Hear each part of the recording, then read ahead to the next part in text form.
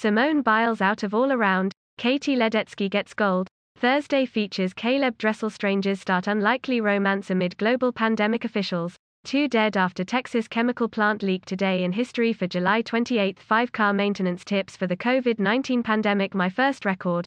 Patti LaBelle. How Dixie and bootleg wildfires in the West may affect the East Coast Metro Police Office's bodycam shows first-hand experience with January 6 rioters. CFB shakeup. Why Texas, Oklahoma move to SEC may change college football as we know it. Kinzinger to Capitol Police officers. You guys want all you need for this game of beer pong is me, myself and I. Is this America?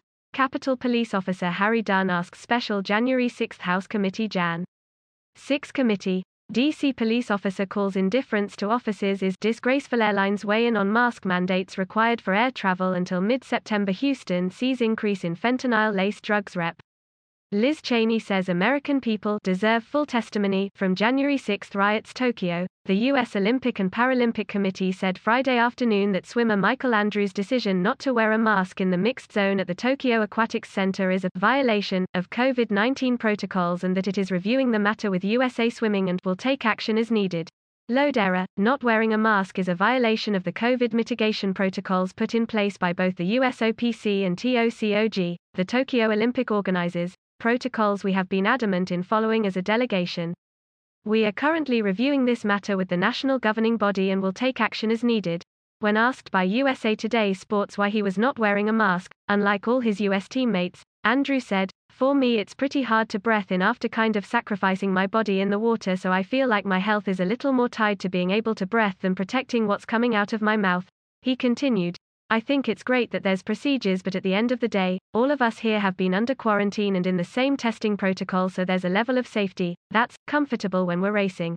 When asked again why he is the only American not following the rules, Andrew, 22, said, "No reason. I'll throw it on when I'm done here, but to speak, it's difficult. Probably people can hear me." In dozens of interviews in the mixed zone over the last week, American swimmers have dutifully worn their masks and been heard clearly by journalists.